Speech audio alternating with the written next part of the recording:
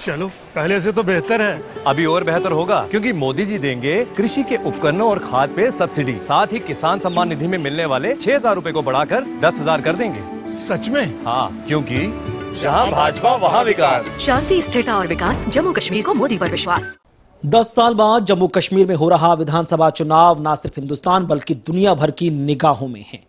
10 साल बाद होने वाले इस चुनाव में हर एक समुदाय की भागीदारी हो, उनकी विकास की बात हो, इसी मकसद के साथ हर एक राजनीतिक दल हर समुदाय को अपनी ओर आकर्षित भी कर रहा है। बात हिंदुओं की हो रही है, बात मुस्लिम की हो रही है, सिखों की भी हो रही है और माइनॉरिटी वर्ग की भी हो रही है।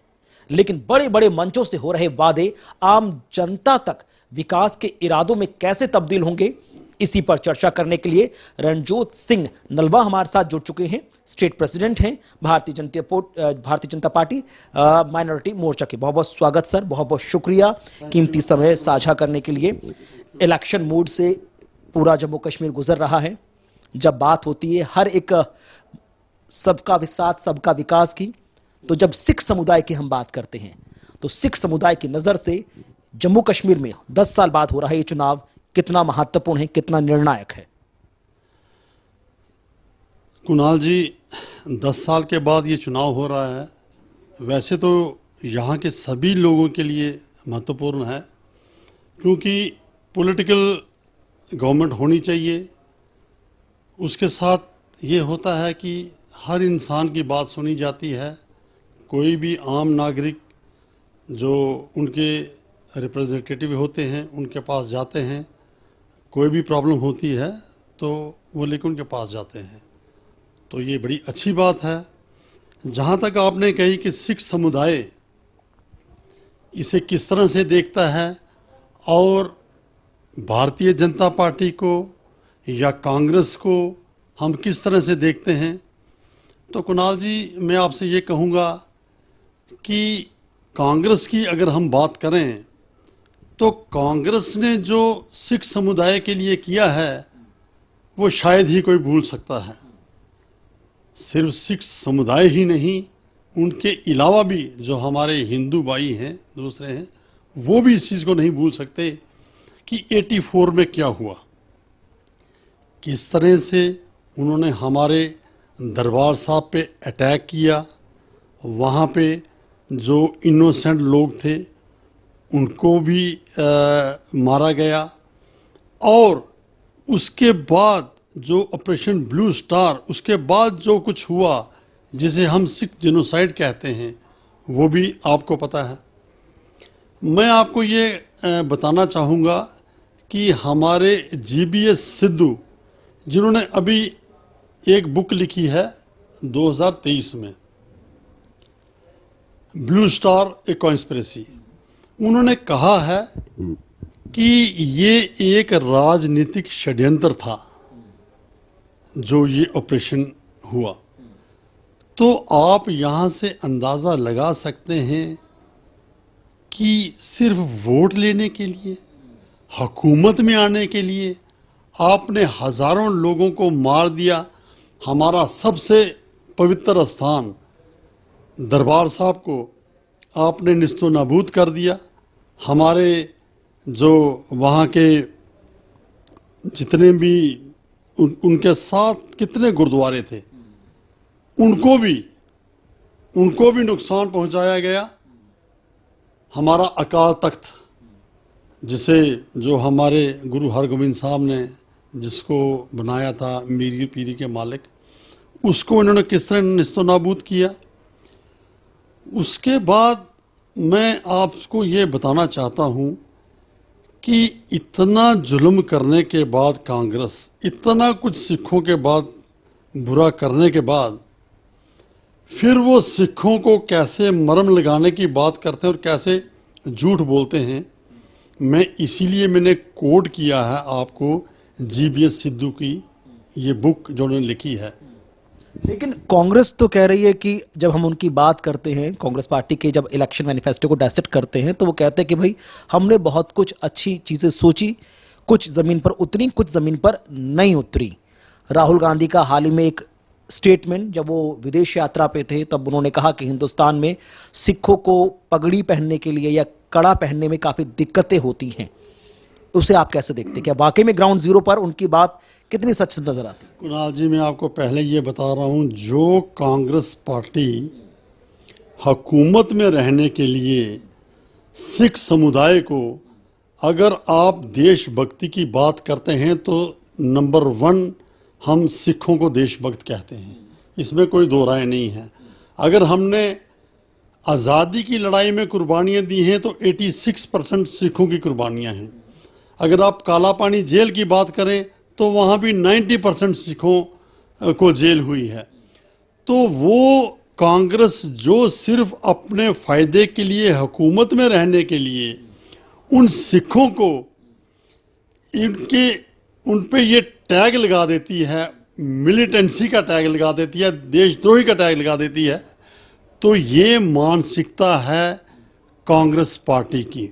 वो अपने फायदे के लिए उसने सिख समुदाय का कितना बड़ा नुकसान किया है। हम सुना करते थे, अगर ट्रेन में किसी ने अपनी बच्ची को भेजना होता था तो वो देखते थे कि क्या यहाँ सरदार जी बैठे हैं, तो वो उनके साथ बिठा देते थे। तो वो कहते थे अब हमें कोई टेंशन नहीं, कोई परेशानी नहीं है। तो ये किरदार था सिख का, और सिख समुदाय के लोगों को और उस किरदार को गिराने वाली सिर्फ और सिर्फ कांग्रेस पार्टी है। अभी आप जो बात कर रहे हैं राहुल गांधी की, तो ये क्या बात कर रहा है? हाँ, ये बिल्कुल ठीक कह रहा है। ये ठीक इस तरह से कह रहा है कि वही एक दौर था 84 का कि हम गुरुद्वारे तक नहीं जा सकते थे। यही वो दौर था जब हम कड़ा पहन के नहीं जा सकते थे कि पता न चल जाए कि ये सिख है। यही वो दौर था कि हमें पगड़ी की प्रॉब्लम आती थी, और ये देन सिर्फ और सिर्फ कांग्रेस पार्टी की है। एक और महत्वपूर्ण सवाल, हाल फिलहाल में हमने सिख समुदाय से जुड़े बड़े दिग्गज नेताओं को बीजेपी के साथ ज्वाइन करते हुए देखा।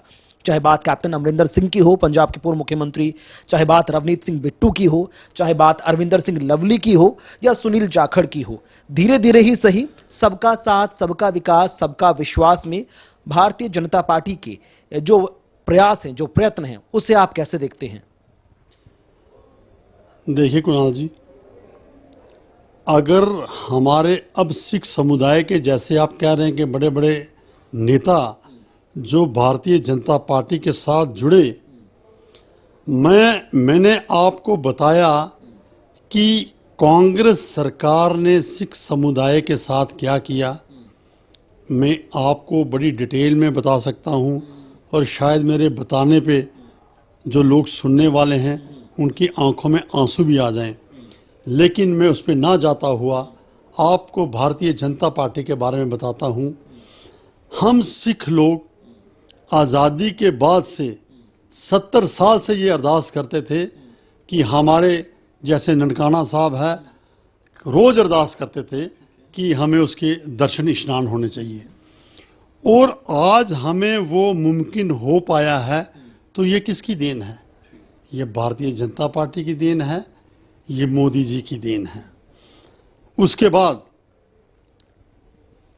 मैं आपको बताऊं, गुरु गोबिंद सिंह जी के साहबजादों की जो लासानी शहादत है, इतनी बड़ी कुर्बानी है उन बच्चों की जो 7 साल और 9 साल के बच्चे थे। तो मैं दावे से कह सकता हूँ यहाँ पे आपके चैनल के माध्यम से कि शायद हमारे सिख समुदाय के जो लोग थे उनके बच्चों को भी शायद इस लासानी शहादत का पता नहीं था। और इतनी बड़ी बात जो मोदी जी ने, भाजपा सरकार ने सिख समुदाय के लिए की, जो वीर बाल दिवस मनाया गया, और आप देखिए उसमें क्या किया गया।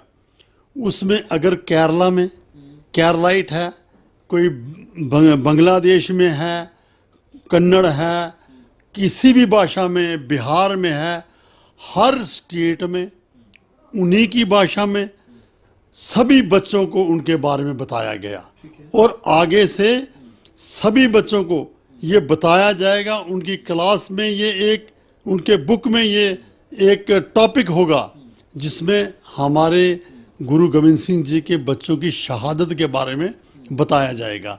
इससे बड़ी क्या देन है।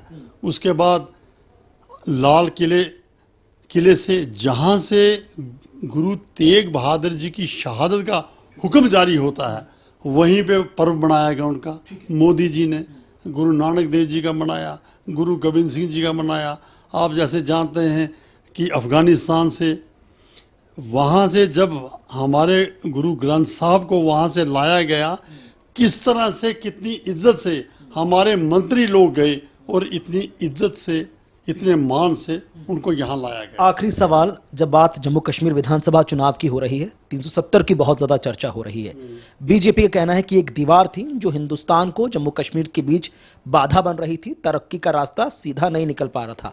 नेशनल कॉन्फ्रेंस और कांग्रेस का कहना है कि आइडेंटिटी थी जो बीजेपी ने या केंद्र सरकार ने छीन ली। अब इसी मुद्दे पर पाकिस्तान में चर्चा हो गई है। उनका कहना है कि पाकिस्तान की आइडियोलॉजी नेशनल कॉन्फ्रेंस और कांग्रेस की सेम है, एक ही पेपर जैसी नजर आती, यानी कि नेशनल कॉन्फ्रेंस और कांग्रेस और पाकिस्तान सब एक ही सुर में सुर मिलाते हुए नजर आते हैं। बिल्कुल आप ठीक कह रहे हैं, इन तीनों का एक ही सुर है। आज 370 एब्रोगेशन ऑफ 370 के बाद अगर जम्मू के लोगों की बात करूं, तो आपको पता है कि किस तरह से डिस्क्रिमिनेशन होती थी जम्मू और कश्मीर के लोगों में। ठीक है, ये वो पार्टीज़ हैं, ये वो जो डायनेस्टी रूल की आप बात कर रहे हैं, आप कांग्रेस की बात कर लें, आप एनसी की बात कर लें या मुफ्ती की बात कर लें, ये तो ऑलरेडी इनको बैकिंग पाकिस्तान से हुआ करती थी। ठीक है, आज भी आपने सुना होगा कि उमर साहब कहते हैं जी कि हमें बात करनी चाहिए, पाकिस्तान से बात करनी चाहिए, निस्बत इसके कि हमें कश्मीर के लोगों से बात करनी चाहिए, कश्मीर के युवा से बात करनी चाहिए। तो आप यहाँ से अंदाज़ा लगा सकते हैं कि आप देखते हैं जितना भी पैसा अगर सेंट्रल गवर्नमेंट से आता था, बैकिंग को पाकिस्तान की होती थी, तो वो रिश्वत के रूप में किन के पास जाता था? इन्हीं परिवारों के पास। आप बताएं ना मुझे कि कश्मीर में उन्होंने क्या किया, आम कश्मीरियों के लिए क्या किया। छोड़ दीजिए आप जम्मू की बात, हमारे साथ जो डिस्क्रिमिनेशन होती थी छोड़ दीजिए, कश्मीर में क्या हालात थे, कश्मीर के लोगों के क्या हालात थे।